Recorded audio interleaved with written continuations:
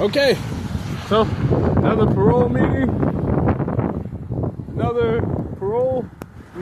I'm gonna tell her that as I sat in my car over there, people were electrocuting my genitals and squeezing my chest and making it very hard for me to think, while Taylor Swift was making repetitive harassing sounds in my ears every time I spoke up, defended myself at home or while I was driving. Whenever I'm speaking up for myself by myself or around anyone else, that woman is making harassing sounds in my ears and telling me to have sex with gay people so I can fulfill the picture, the plan that the gay community had for me since I was a child.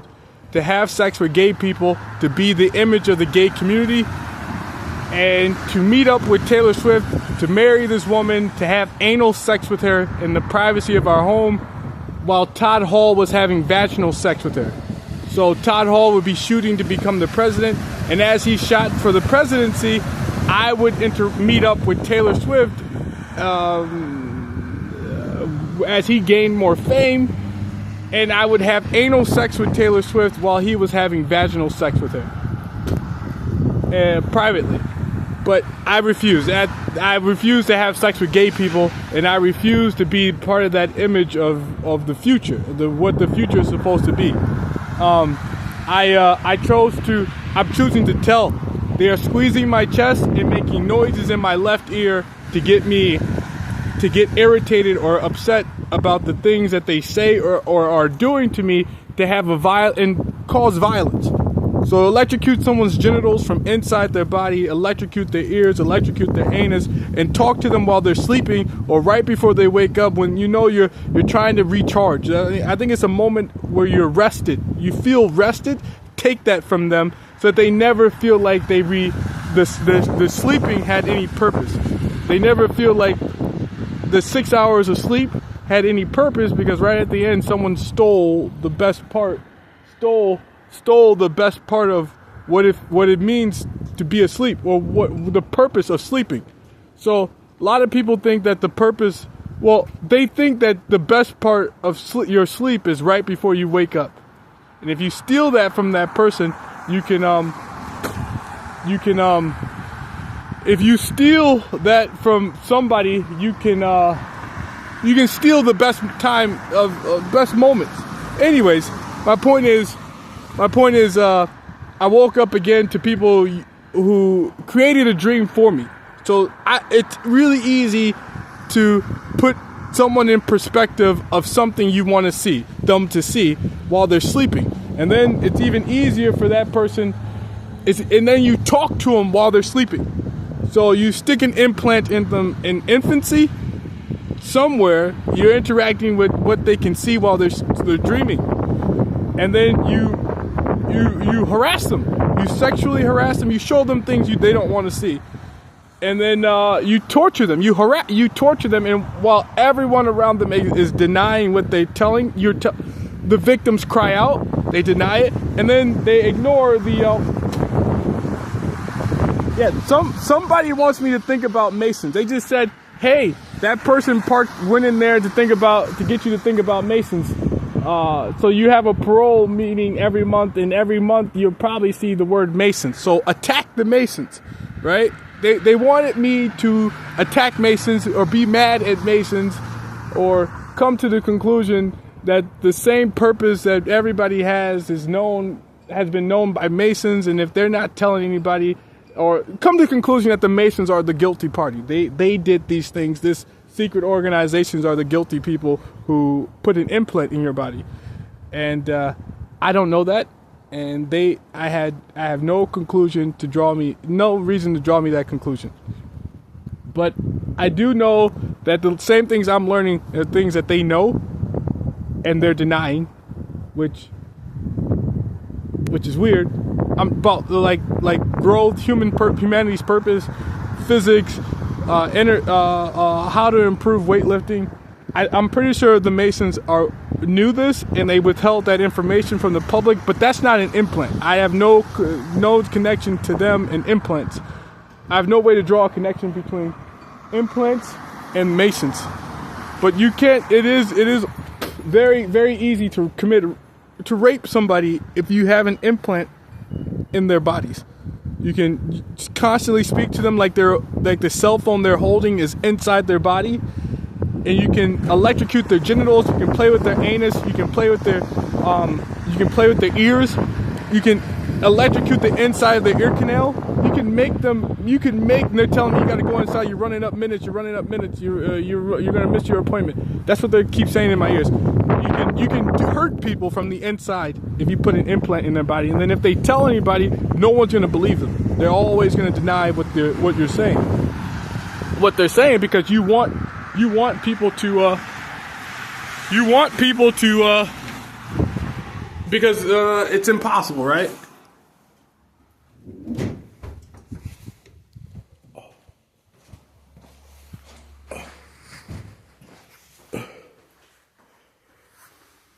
Alright, so I gotta write on here, it's impossible to put an implant in somebody, and that's Todd Hall. He keeps talking to me too. He'll say in a very deep gay voice that he has. He has a very deep gay voice, and he'll keep using it whenever he thinks I'm trying to think or speak.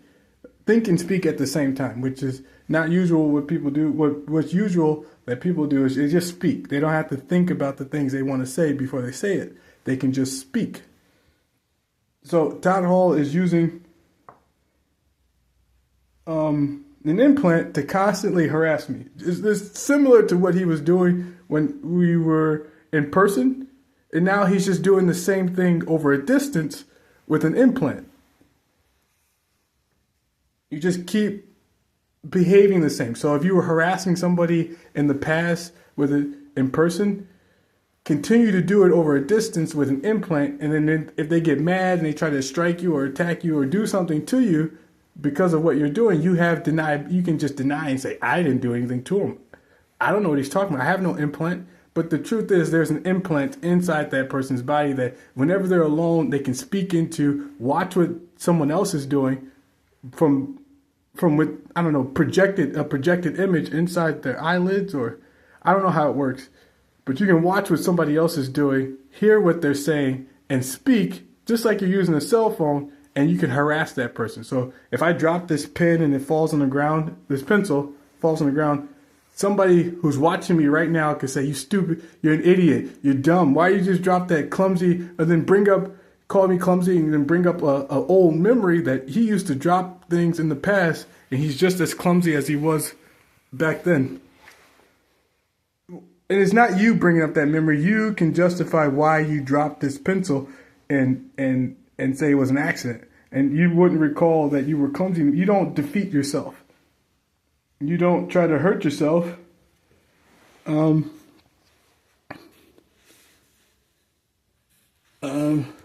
longer working.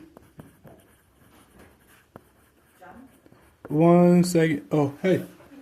No longer working. Still dealing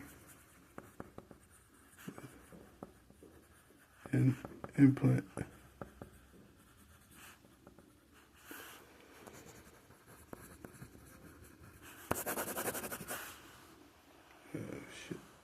Today is the 11, 20, 21st, 24. All right. Okay. All right.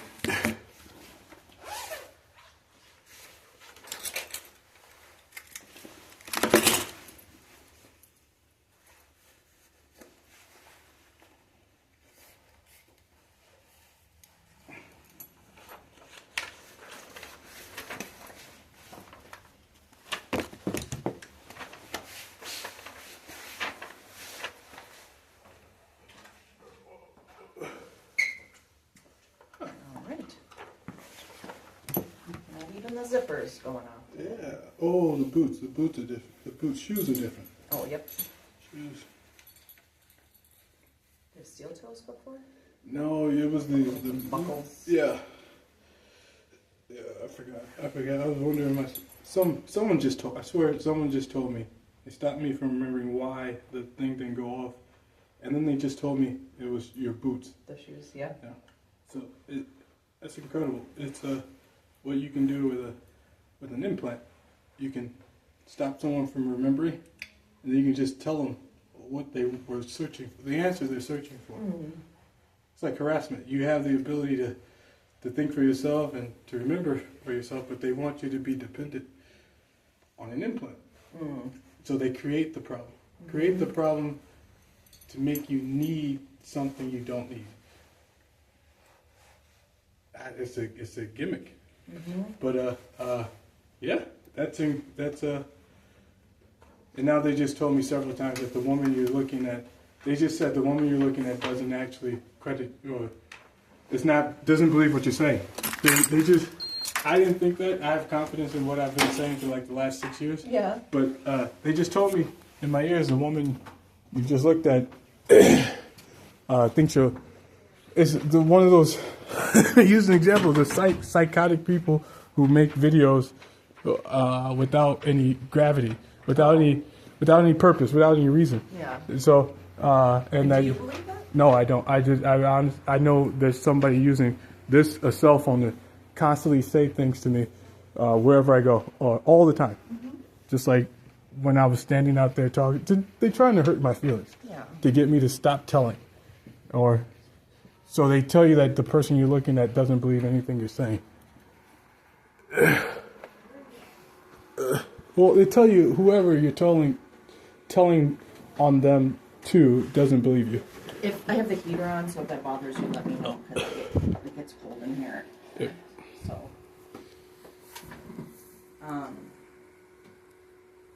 So the travel permit. So we just gotta just change that to they said the day before. Yeah. Let me pull that up quick before I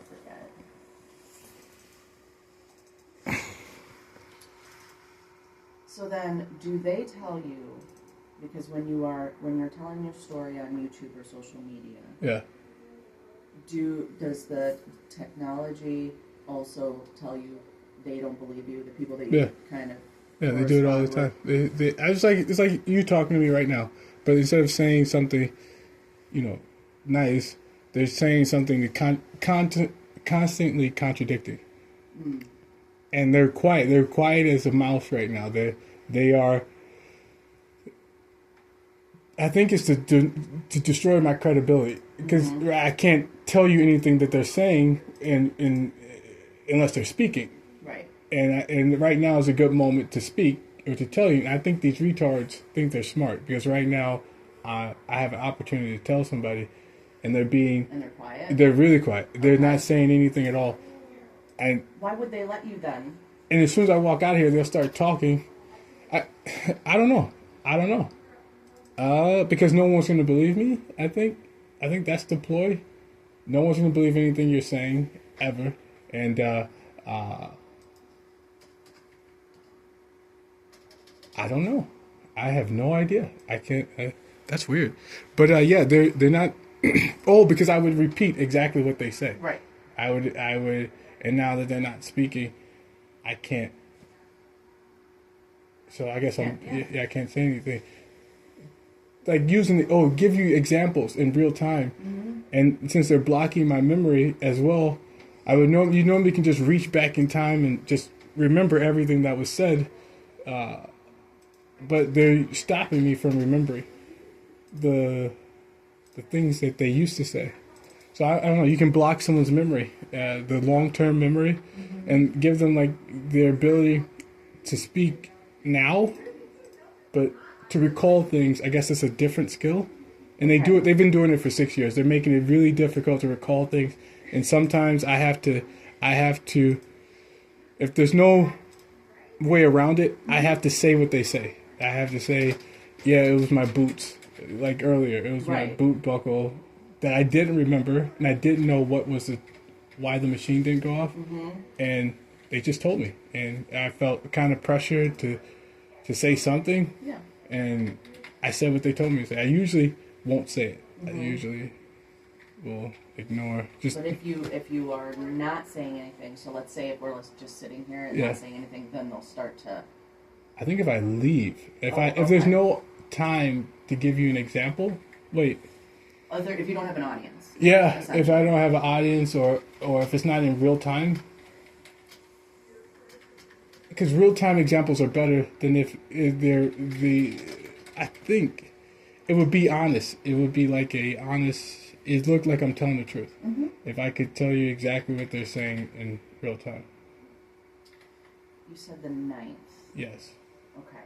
Are you gonna stay? Are you gonna stay down there? Or No, I think I'm gonna stay at the airport, sleep in one of the chairs, and then travel. Well, not travel. Go around this, like, I don't know, visit history. I think there's a few historical spots I want to check out. They have some history down there in the city. They have a couple of cool looking museums. I might check those out before the rehearsal. I've heard of Baton Rouge a lot, so I'll figure out. Oh, there's probably a lot of cool stuff down there. Yeah, so I'll do what I can in like 4 or 5 hours. I think that's what as much time as I got. Okay. And then and go to the rehearsal, take the pictures. They say the ceremony's at 6 p.m. So on the 10th, right? Yes, on the 10th. And then ceremony's at 6 p.m. And then, I can't remember if I asked you where the ceremony was. Do you know? It's at the Independence. I don't remember. I refuse. I will email you as soon as I'll tell you exactly where it is. I had to redo the form because this was not saved as a Word document, so I can't edit. So okay. This is almost done since you're not actually staying anywhere specifically. No, I'll probably just sleep in the chair. The airports usually have chairs or something, I think. So.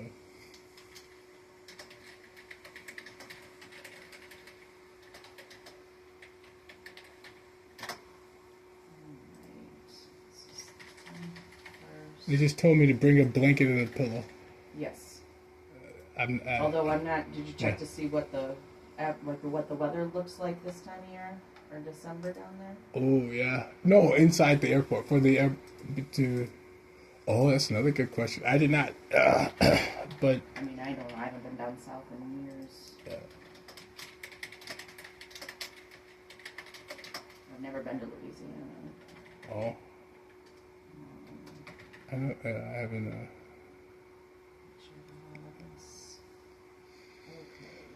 Okay, it's a 12:09 to 12:11 because I think I just added the extra day in case you got back late.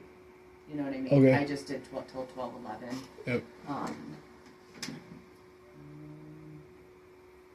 Oh yeah, the flight back would be on the 11th. It's at 6 a.m. That's okay. That's the earliest one I could get back, so I have to go to the ceremony. There's probably nothing to do afterwards. Go back to the airport, sleep, and wait till 6 a.m. to get on the flight back.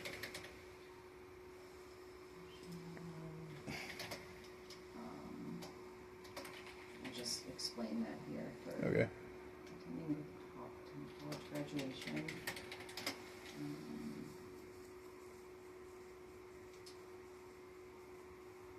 6 p.m. Okay. And you said that they need you, that you have to go down there on the 9th? To be there, the earliest flight, there's no flights that are going to get me there by 12 p.m. Gotcha. On the 10th. Okay. So the only way to get there by 12 p.m. is if you leave the day before. And you have to be there by 12 p.m. They want you there by 12. They said that's the rehearsal, and the photographer who takes pictures is going to be there. Gotcha. At 12. Okay.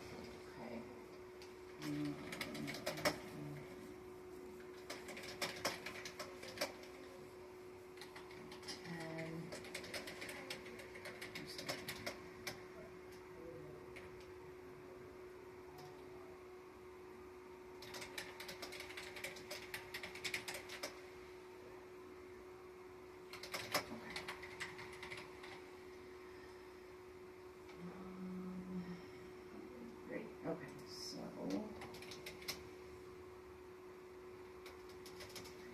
And that would be Baton Rouge Airport? Yes. Okay. I'll park my car in Milwaukee. So it's out of Milwaukee. I'll fly out of Milwaukee. I think there's a stop on the first flight. Or it might be a straight shot. But it's to Baton Rouge, and then I'll fly back to Milwaukee and drive back to Madison. Alright. You got it. I just put the airport where you're going to be staying. Yep. That'll be it. That's it, yep. I think it's like $100 for. I'll save the money. Save it. For a hotel? Yeah. Yeah, that's... Yeah. Alright, so hint. I'm going to save this as a Word document so I don't have to do all that over again. Which I thought I did last time. I think that's what people do. They stay at the hotel. I mean, at the airports for their flights. Yeah. People that'll do that as long as it's not too long. Yeah. I don't know how big that airport is. How much are your tickets? It was $440 for there and back. It was $370. I had to pay $60 more to cancel the flight, and it was cheap. It was like $317 when I scheduled the flight 2 months ago. Oh, sure. And The chain, yeah. Charge you to change the flight. Yep. Alright, I'm printing these out. Okay. Alright, so just amended just the travel permit, and then you mentioned in your text about your job, your position at the farm. So let me just pull this up and see. So you had mentioned the season was over. Yep. Right. And so did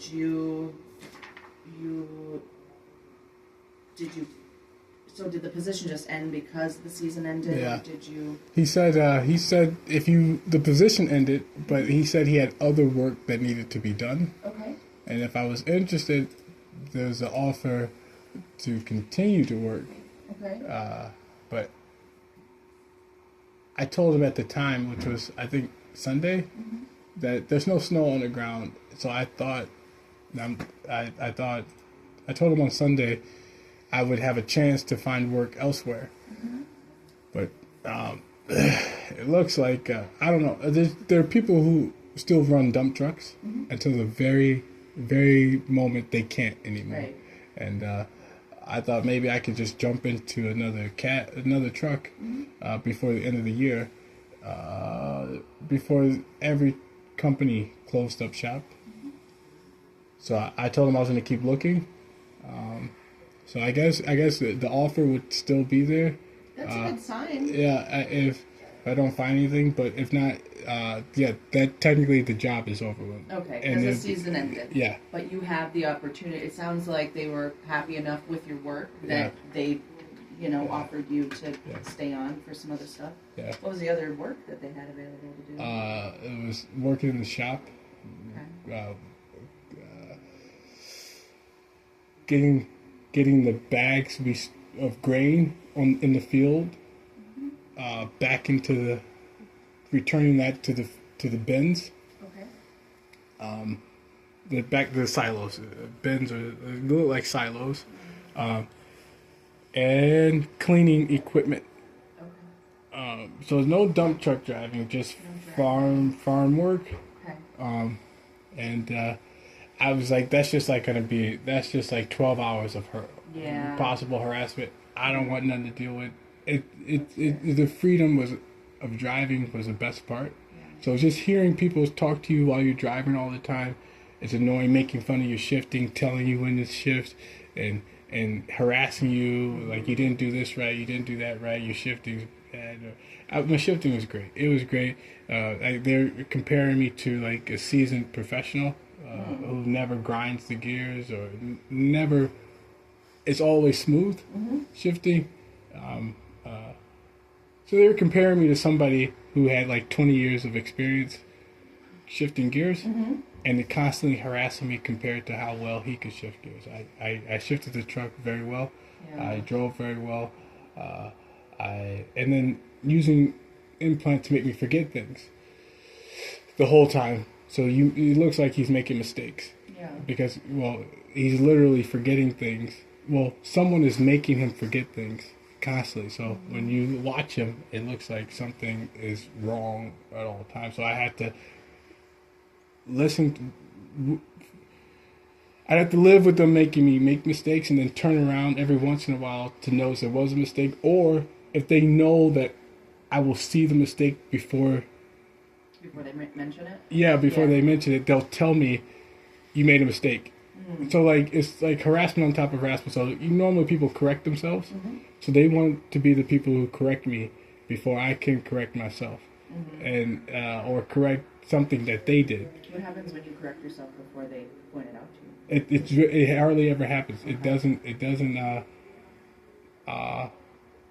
I think they know. They slow down. They slow you down mentally, so that they have enough time to think about what's about to happen to you and your point of view before it happens. Sure. Yeah. So my thought process is slower, so my actions are slower. I think that's what I'm guessing. So I'm guessing I'm thinking slower, so I can't move faster. And in that time, that person is doing exactly what I would do, and knows exactly what I'm gonna do, and what I'm gonna see, what I'm gonna hear, so they can correct. So they know if I'm gonna see a mistake before that they just made me make without even knowing it. Sure. Yeah. If I would see the mistake, and if I would see the mistake, they would say, "Hey, you gotta fix this." So not only did I do something I wouldn't normally do, someone is telling me to fix something that they made me make a mistake and forget to do. Okay. So I got it's like harassment on top of harassment, but you also have to, now that you know there's a mistake, it's unsafe. It would be unsafe for you to not correct the mistake you made. What kind of feedback did you get from your employer? He said I did a good job. Okay. He said you did, well, a girl said I did a good job. So I don't know how much that is. She was like a sec. She ran the business too, but she wasn't in charge. Okay. I don't think. But she has some pull. Yeah, possibly. Yeah. And the owner just told me, you can come back if you want to. And that's a good sign. Yeah. That is a good sign. But I respect your decision about not putting yourself in a position where you're not going to be comfortable, that you're going to continue getting the harassment. Yes. And I think other people expected it too. I think they thought I wouldn't take unemployment, and if I stuck in a shop with people for 12 hours is it's like you asking for trouble. And it's not you who causes trouble. It's like these people can't control themselves, and they're going to say or do something inappropriate. Like one person had a tire iron in his hands. I should have told in the shop. It's like, and someone used implants to tell me that it was because you opened the bathroom door and washed your hands, and his view, he could see you washing your hands, and he accused you of trying to sexually harass him because I used the bathroom, and before I walked out of the door, they used an implant to tell me you didn't wash your hands. Well, they actually made me forget. So I opened the door. The door was already opening as they were telling me this. So I turned around to wash my hands. The door was still open. This really, really gay dude. This dude was skinny, gay, and every once in a while he would wear tight pants. Well, he would always wear tight pants and then squeeze his butt cheeks in my view, and stand like a girl. And every time I was looking in his direction, he would squeeze his butt cheeks and stand like a girl. And then in my face, he would act like a completely heterosexual man, or change his tone of voice when I asked for clarification to things. He would change his tone to panic, to like a angry, panicked voice. and you could definitely hear the panic in his voice, or like a turn, like a potential turn to violence. Okay. So he was kind of like agitated, or just? I think he was. He wasn't agitated. It was just who he was. I think that was his personality. Yes, I think he chose to act that way towards me, and then whenever I spoke or asked for clarification, because they were leaving information out of instructions. Mm-hmm. So, like telling me to do something without telling me how to do it. Okay. Which is crucial, yes, because you if you never worked on a farm, you wouldn't know how to do certain things. Right. So this dude was the same way, and then he would like accusing me that the implants should be telling me what to do. Mm-hmm. Like the people who worked on the farm, the people who have farm experience, yep, that can use the implants to communicate with you and are telling you do the job that if we just give you simple instruction, go do that. Somebody is supposed to be using the implant in your body to tell you how to do it. Right. And that's not happening. But he's harassing me like it is happening. But in reality, that's not happening. These people are not helping me do my job. Gotcha. And then he's acting like that's supposed to be the case. Mm-hmm. And then so I was washing my hands. I saw the guy walk past and look into the bathroom. When I finished washing my hands, same guy, same person. Okay. I walked outside the bathroom, and I grabbed the pizza out of the fridge. I walked towards the back of the shop, mm-hmm, towards where my car was parked, and the dude had a tire iron in his hand, and he held it like he was about to strike. Mm-hmm. I think he moved it in his hand to get the weight right, mm-hmm, to get the weight in his hand right, like he was going to hit somebody. And then he stared at me like he was about to swing the tire iron at my head. Mm-hmm. And so I paused and I watched this man, and I waited for him to act. I waited for him to do anything that I could use to prove, because my thoughts were everything he just did I can't prove, and I can't pull my phone out. It's too late. He already did the act, and what I just saw was like somebody threatening you to hit you with a tire iron, but you can never prove it. So I immediately typed it up on YouTube, and I scheduled it to be sent out later. So every time that I was being harassed at work, I typed it up, and I scheduled it to be sent out at a later time, so I wouldn't lose my job. Because gotcha, people kept complaining that telling on social media or telling your boss would get you fired. But the things that happened deserve to be known, mm-hmm, and the things that the implant is stopping me from recalling small things, very small things, very small memories, and I refuse to say the things that the people are using implants to tell me. So if they recall my memory for me, mm-hmm, I refuse to repeat after them. Okay. I will refuse. I will work around it. I will keep walking, keep talking. And the moment they give me a chance to remember for myself, and you can tell when someone's stopping you from remembering for yourself, and you can tell when you recall things yourself, because mm-hmm, it's a different feeling, and you can feel you're I don't know. To me, it's like you can feel when your brain is working the way it's supposed to work, mm-hmm, because you're used to it. Or you were used to it, and you can tell when someone's applying pressure. If there's like outside kind of forces. Or implant, there's like a button. You can press a button implant, and feel. But it's like it's outside of your it's outside of your body. Your brain. It's not. Yes. It's outside of your brain. Yeah. And you can tell. It's not organic. That's what I meant. You can tell when your brain's functioning just right. Yep. You can tell when someone is stopping you from recalling, because you can reach in and locate your memories wherever they are. Mm-hmm. And when someone, like right now, is stopping you from recalling a long-term memory, mm-hmm, you can absolutely tell, because you know you're able to locate long-term memories. Yeah. And it's an implant. And so I know in the future, whenever I'm telling stories, or someone's going to stop me from recalling, mm-hmm, a long-term memory, just like the one I just told you, mm-hmm, the one about the guy in the tire iron. I was trying to locate a moment of harassment. I felt pressure. to tell you something right away, because otherwise it looks like I'm making things up. And the example they just gave me was the one with the guy in the tire iron. They just gave me another one. Somebody bent over, exposing their butt at work. These were opportunities to complain and quit or get fired. Essentially, complain and get fired. I chose to complain and not get fired by writing it down and telling it years later, posting it down the road when you're no longer working there, and so that people know what happened to you, and people know what happened to you, and you get to keep your job, so you can have a income. Sure. So that's my plan, to keep telling, but just post it. Tell while that's the other thing. I kept telling so quickly because I knew I couldn't remember. Yeah. So because if these people are using an implant to stop me from recalling, I know these small things will escape gravity, escape punishment, or escape like the purpose of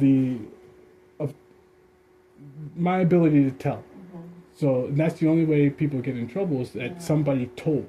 Did you report this to your employer? No. Okay. But you documented. Yeah, I told. With the intention of letting people know at a later date. So let me ask,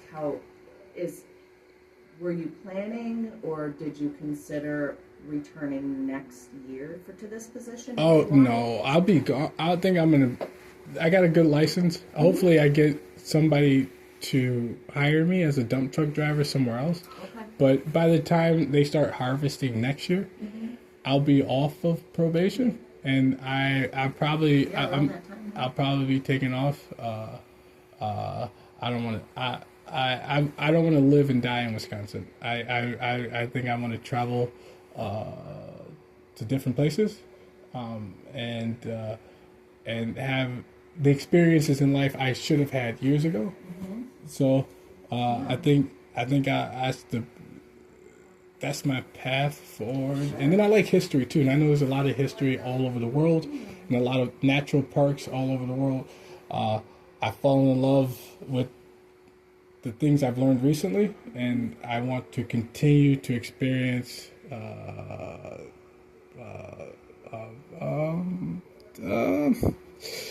want to travel down that path to I think it's in light of the implants, and in light of nobody recognizing that I improve weightlifting to serve a purpose that's incredible, that has everything to do with humanity and surviving space, and the experiences that we're supposed to have on Earth, all these improved things. No one's recognizing it. So in light of that, I'm going to take what I can get, and I can enjoy nature. I can live to the best. Yeah, absolutely. That's incredible too. That no one. I've told so many people, and no one's recognizing that it is to live, to stay alive. So these people, if you do what I said, then you will literally not die for a very long time. Not just. It's not like a remedy you see on TV. Sure. It's a literal physical path to stay alive. You need pressure, weight. You need to add muscle and bone density to your body, and you control the mass. So the weight you gain, you have to. I apologize. Technology can move my eyes around.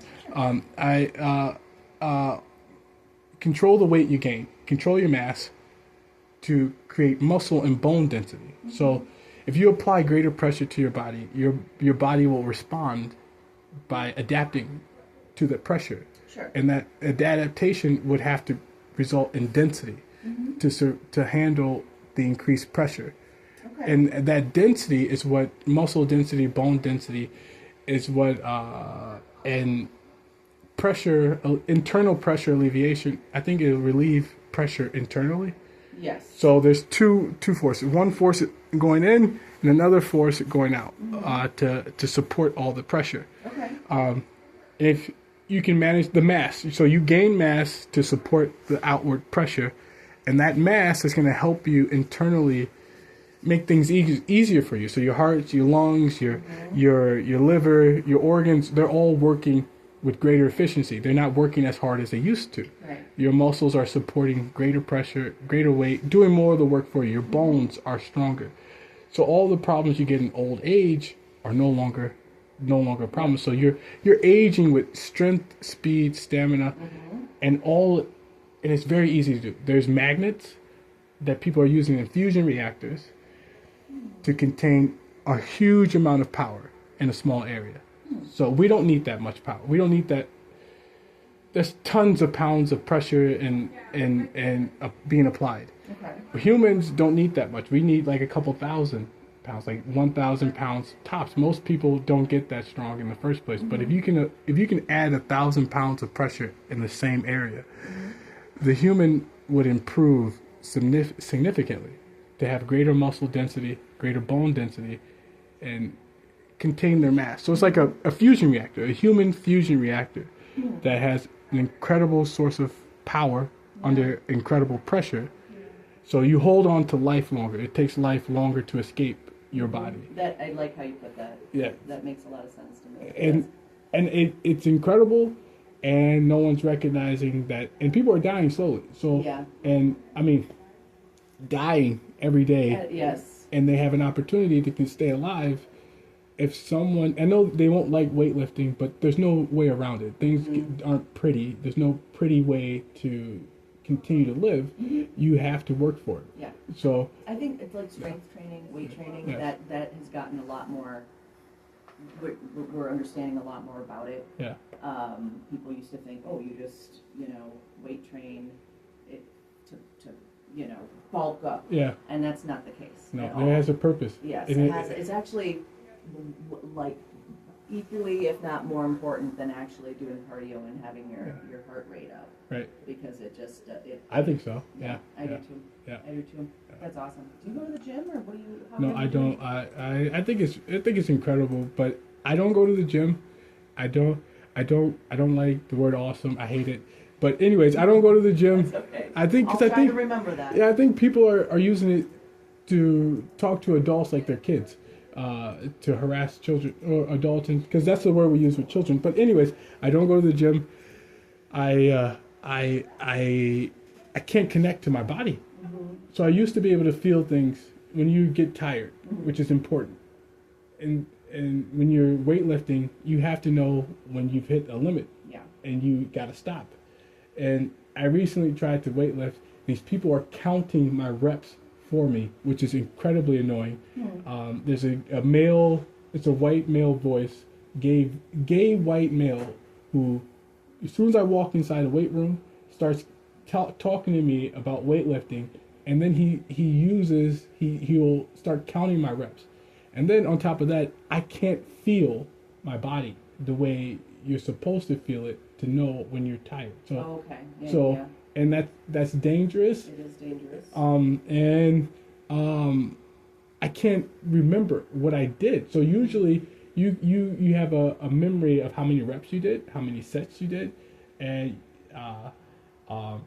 if you can't recall your sets, your reps, your body's gonna get out of balance. So you work your upper body too much, you're gonna look funny. You work your lower body too much, you're going to look funny there. You're going to be out of balance because you can't recall what you did. And there's like when you're weightlifting, you know exactly how many reps, how many sets, what exercises you have to do, what exercises you can't remember. So somebody's telling me, so I used to remember exactly which exercises, they just told me this, which exercises you have to do for that day. Like if you're working on your arms, you got to do this, this, and this. Okay. And if I can only remember one exercise, and then have to listen to somebody tell me you should do this too, it's irritating. Yeah. Because they're basically telling you what to do with your body, or how to exercise your body, or they're going to change what you expect it to be in 6 months into something you wouldn't want to be in 6 months. So now you have this body 6 months from now that you listen to somebody else tell you, remind you to do this and do this and do this without knowing what direction you're going in. And 6 months later, when you see your body, you're gonna hate it. You're gonna hate because it's not who you are and not what you wanted to turn out to be. Mm-hmm. And there's nothing you could do about it for the next 2 or 3 months. You can't get rid of it until you're. That would be difficult to balance if you're kind of So what are you? So what did you decide? I will not wait. And I guess it's like leverage, or like a power play. You can't connect to your body. You don't remember how to work out. You don't. You are struggling you basically can't weightlift unless we tell you what to do. Okay. And I liked how I turned out. I did it before. Mm-hmm. I did a great job. I turned out exactly the way I wanted to be, and I would be so angry if I ever listened to somebody else tell me what to do with my body. I'd be very, very, very angry. And I don't need help weightlifting. I did a very good job. I improved. So I kept weightlifting. So I may not be in the gym, but I tell a joke to myself as often as I can. I'm still lifting weights. It's just I'm doing it in my head as often as I can. I improve weightlifting. I stay in the gym mentally. I don't physically enter the gym, but I constantly think about weightlifting and how it can improve my life and keep me alive. Yeah. And I think the gravity of what I just said is escaping, is not settling in. The reality is, if you stop spreading the weight out, you literally will continue to stay alive as long as you continue to do that. You applied the muscle and bone. There's a lot of details beneath the surface that I don't know, but I do know at the surface level, from what humans we can see, those two aspects of who you are, of weightlifting determine your lifespan. So your muscles start deteriorating old age, your bones start deteriorating old age, your organs start to fail because they're working a lot harder because everything else is failing around your body. So to keep yourself in shape, you have to apply more pressure. You can't just weightlift. You need pressure. Life requires gravity. You need more gravity in your life as you get older. And the only way to have this gravity, this pressure, is if somebody designed something to apply the pressure you need to your body. And so I guess if you want to live, that's great insight. Yeah. Okay, let's look at December. So your dates are next. So I would meet with you after you got back. Okay. So we can put some on the calendar, and if you're working, just let me know. Okay. Do you want to go back to like the time we used to meet, or do you have a preference? That's cool. I think we used to meet at like around 11. I'm That's open cool. to whatever. That's cool. 11's cool. We could do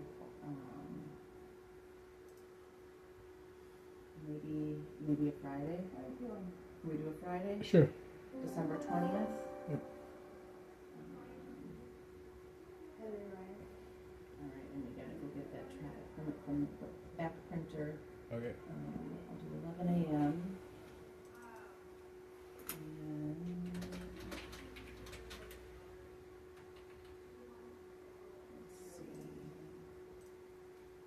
let's see. So it's 12:20 and 11. 12:20 and 11. All right. And let's go get the travel permit there.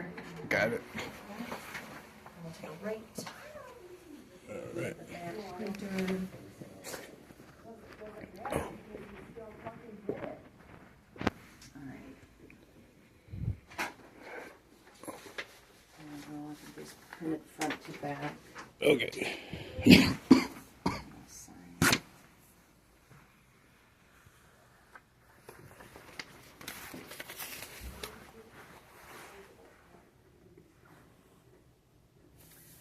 Just sign above my signature on both. I already dated it. Okay.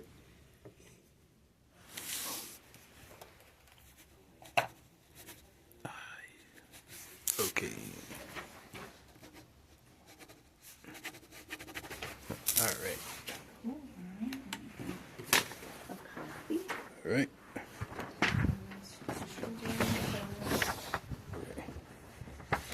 All right.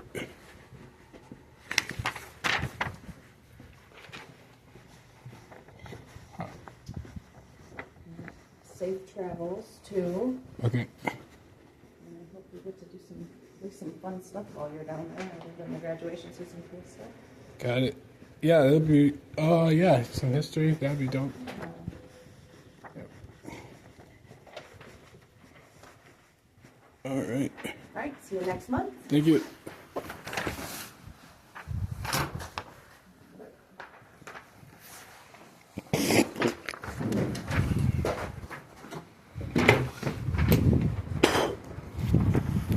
So that's how you do a parole meeting. Well, it shouldn't be that way. It should be a lot easier. You should do a lot less. You have to do a lot less issues in your life as a parolee. You're supposed to have the best, improving less issues in your life. But the same issues are in my life because I continue to not have sex with gay people. So I keep telling my parole agent the same problems are in my life. Sexual harassment and technology torture. So that's what's happening. And that's what I continue to tell.